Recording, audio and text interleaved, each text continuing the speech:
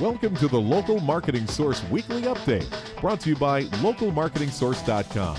This update is taken from the Local Marketing Source Professional Development Program for local marketers. This week's Local Marketing Update is brought to you by Scott Gallagher. Scott is the co-founder of Local Marketing Source and has become the recognized expert in providing online marketing services to local businesses. Follow Scott on Twitter @ScottGallagher5 and on Facebook.com/ScottPGallagher. All right, well, here we are.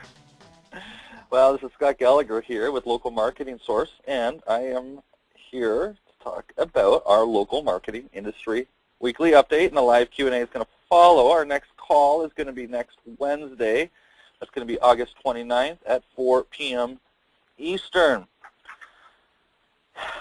You know, I started this call a couple of minutes late because I was on the line with a prospect, and you know, I've always got a philosophy in my business that sales and customers always come first, and rightfully so. It should. But what you do when you're in a situation that you've got sales and customers, and you've got to service your customers. When you get down to it, and people that have already believers in yourself, you've got to be focused on those individuals that are currently working with you, right?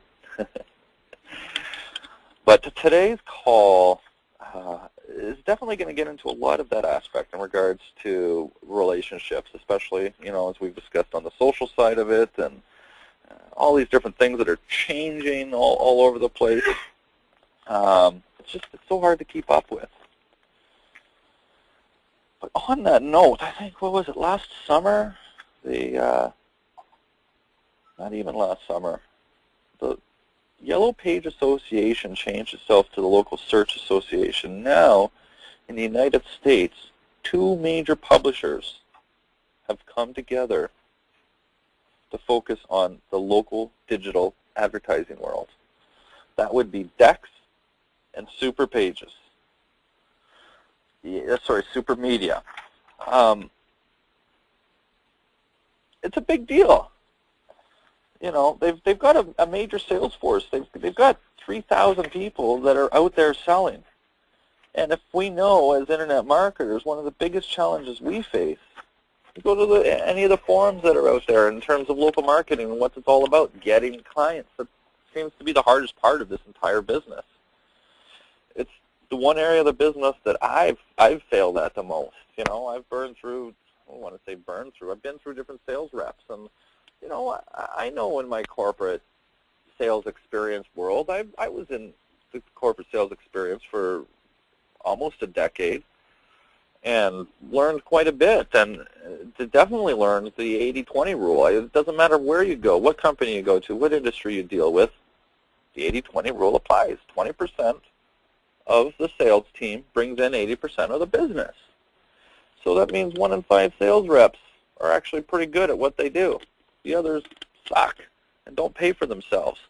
That's really hard for a small business to chomp on. 1, you're dealing with a lengthy sales cycle.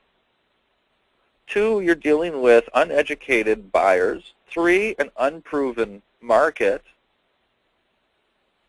4, saturation of competition to the nth degree.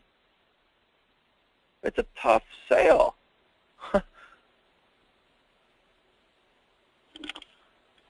But nonetheless, these businesses need the services.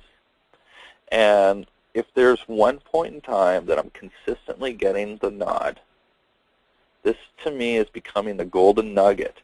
And the only reason why I'm recognizing that this is the golden nugget in selling this service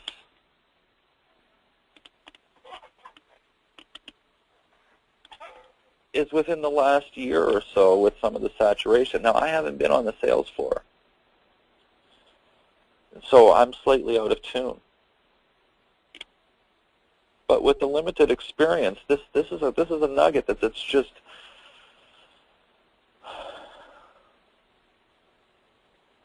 you see, the SEO community has been saturated. We know that there's a lot, and we know that there's a lot of techniques out there. And I'm constantly saying it's just marketing, right? Well, we can take any of the SEO strategies that are out there and overlay the marketing tonality over it.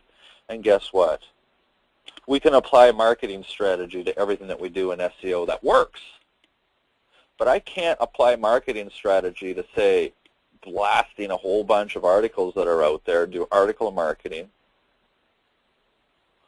Or where's the marketing when you have your forum signature linking to your home page with a particular anchor text to it, and that home page is not really offering any value to the people that you're doing?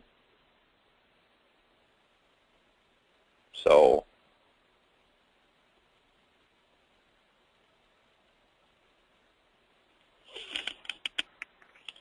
what if you created a post in a forum that has value to it, and a lot of people link to that stuff, and then your little signature links to your home page, and you get a lot of thanks, you get a lot of social signals going to that? That's how you're going to get that link in that forum. Not just going and posting and saying, yeah, that's good, oh, this looks good here, or something like that. And it's not marketing. It's poor marketing. It's part of that 80%. That 20% is going to take the time and go and use the same strategy. Article marketing is not a dead strategy. It's not bad. It's just like salespeople. 80% of the people do it just to do it. They go out and cold call just to satisfy their boss and say, yeah, we had to get 50 phone calls today, because that's the metrics that the company uses. So what do? They go out and get 50 phone calls. But then I'm getting slapped on the wrist because I'm only making 30 phone calls, but then at the end of the month, I'm outperforming everyone.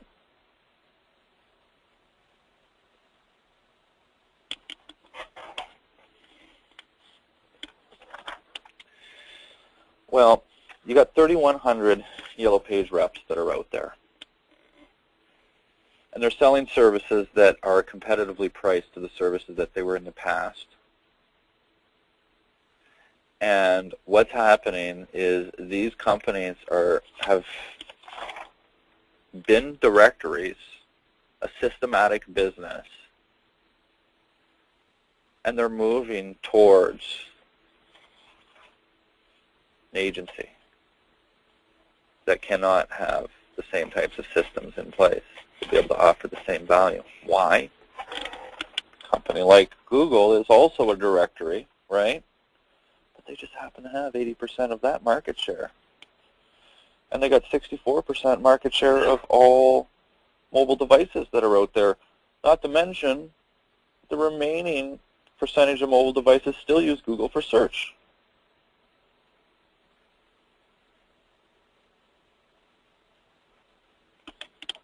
So what's Yellow Pages going to do?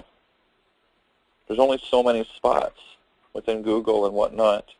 Your competitive advantage is clearly marketing.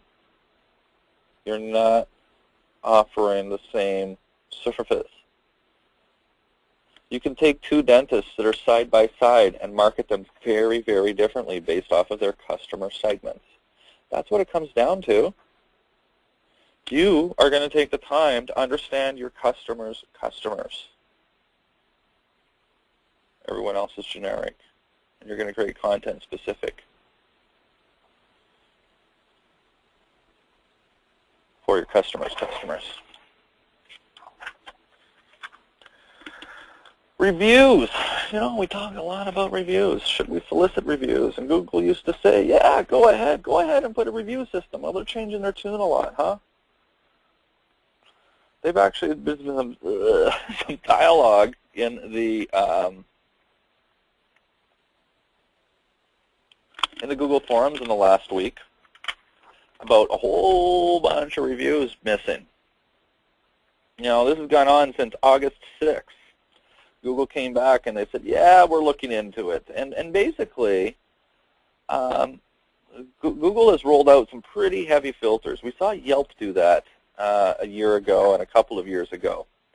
And they have to do that. You know, they have to get rid of all the bogus crap that's out there. What about these businesses that are sitting there? You got business A and business B. And business A is, no matter how good of a service that they provide, Hey, leave us a review. Hey, leave us a review. Hey, leave us a review. Versus business B that's not out whoring themselves out for reviews, but they're only getting reviews on an organic basis. And maybe they're getting 5 times the number of organic reviews as business A. But because business A is soliciting themselves, they are getting more reviews. Kind of a dilemma, right? You've got to get rid of all the crap reviews and just find the organic ones. So how does Google do that? Profile authority, folks. Your Google Plus profile has authority assigned to it. It's got to. I haven't done the testing, but I know I did all the testing in Yelp 2 years ago. And I know exactly, and I wrote about profile authority and increasing that type of stuff. It was the first to market. And sure enough, those theories came true, and that's exactly with how they operate. Well, effective August 6th, guys, I feel this is true for Google. And that your social profile is being rated by Google on different, I bet there's different factors in it. You know, it's kind of scary because it's like a credit score. Your worthiness online is being ranked.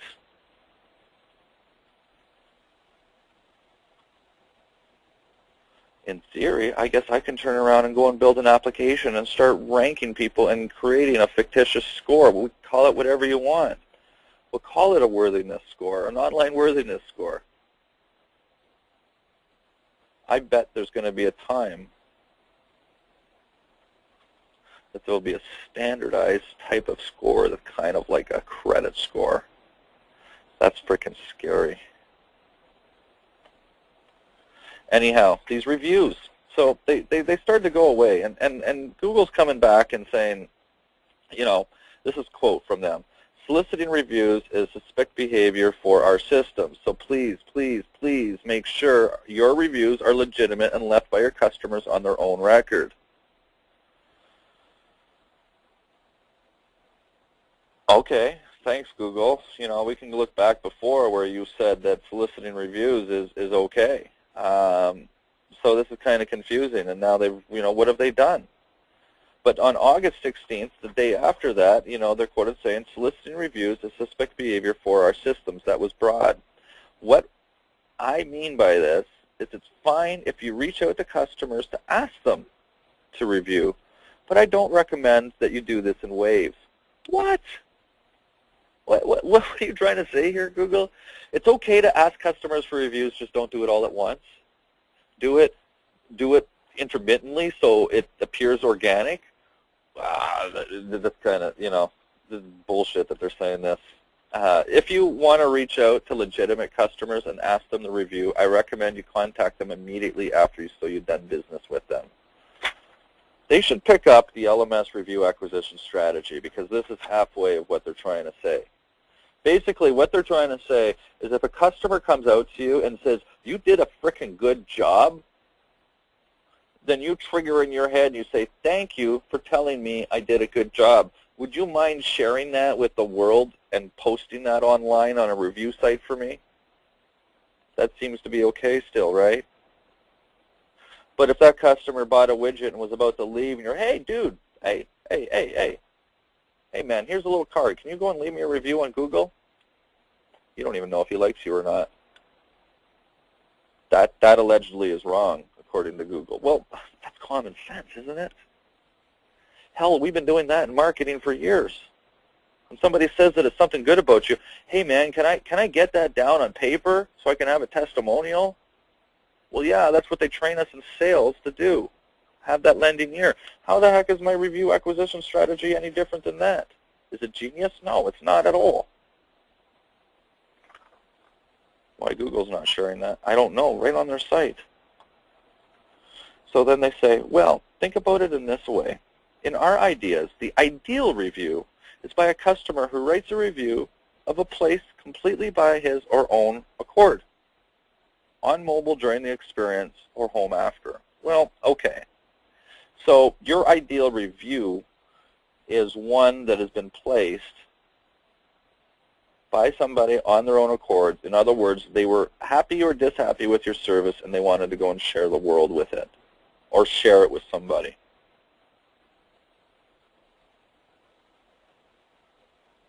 So let's digitize word of mouth, right? Isn't that the best form of advertising ever? So what about social channels and reviews? Oh, huh. Right? On the social network. Ooh, adding that Google Plus layer to it too, huh? Do you think maybe that that's going to be a factor, or it's not? If it's not a factor, it already is a factor? The best form of advertising in history is word of mouth. Think about that one. All right. Oh, gosh, there's more updates transpiring with Google Penguin updates. We just had another one on August 16th. You know, I don't know if it's just me, but I haven't made major changes, and all the changes I've wanted to make to my website have not been made. That's meaning my blog. That's the one site that I get hit the most by. Local Marketing Source never got hit. Naparex never got hit. My agency is, I mean, my domain name is not even a year old, my new domain name, and we're ranking like number 6 for Chicago SEO company now. A couple hundred companies here. We got the lowest link count, and you know, so I can't say that Penguin's affecting me. But there's sure a lot that's out there, and with every update that comes out, it seems that my rankings have gotten a little bit better with my blog, sg.net. I seem to be almost back to where I was, ironically. So do I really have a penalty? I don't know. But there's more and more people continuing to get updated and to get hit by it. And just from what I do know about it is spammy link building, guys. Like,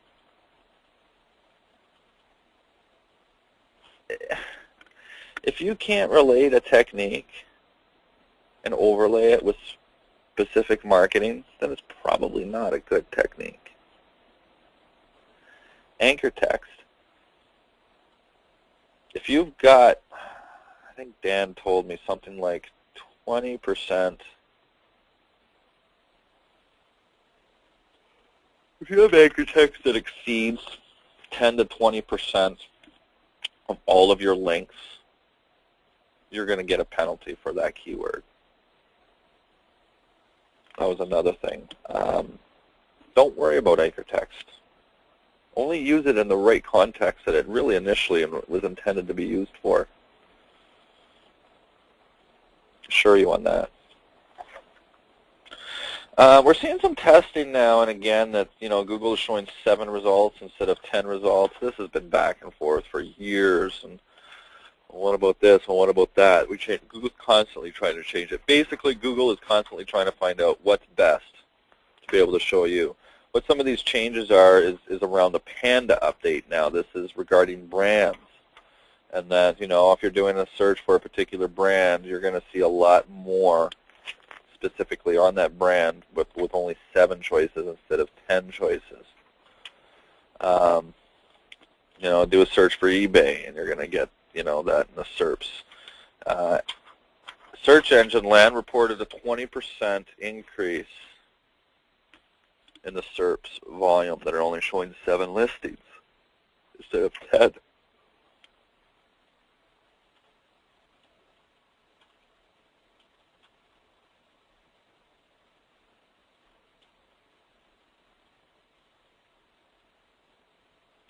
So there's a few things that, you know, there's certain challenges that are coming out. Like if you do a search for PC tools, Google thinks that it's a brand. somewhat like the word England as a country, a brand.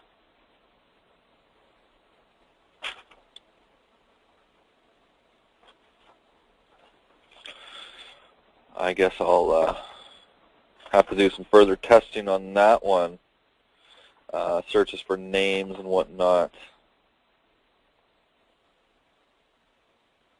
So another thing we got to start thinking about here is mobile payments. I mean, Starbucks in the United States has adopted a system. There's big fights going on. I heard that McDonald's is testing a mobile payment system, and then with Google Wallet, Google just updated that you can use any credit card or debit card with Google Wallet. You need the technology for it, but they've also said that they're going to work with ExpressPass, and they've got 25 different retailers that they're working with. So that's a big deal as well. Some news for some local businesses I want to share. Company by the name of Naparex, National Parcel Express, offers same-day retail delivery to consumers. If you've got questions about that, or if you've got a retail chain or whatnot and would like to discuss that, I'll get you in touch with the appropriate people for that. The reason why I'm sharing that on this call is because of that local market space is truly starting to change significantly. We've got a business. We have built it off the internet. It is 4 years old. Backed by a 25-year-old company and network. But it's kind of cool. It was the first e-commerce same-day delivery network in the country.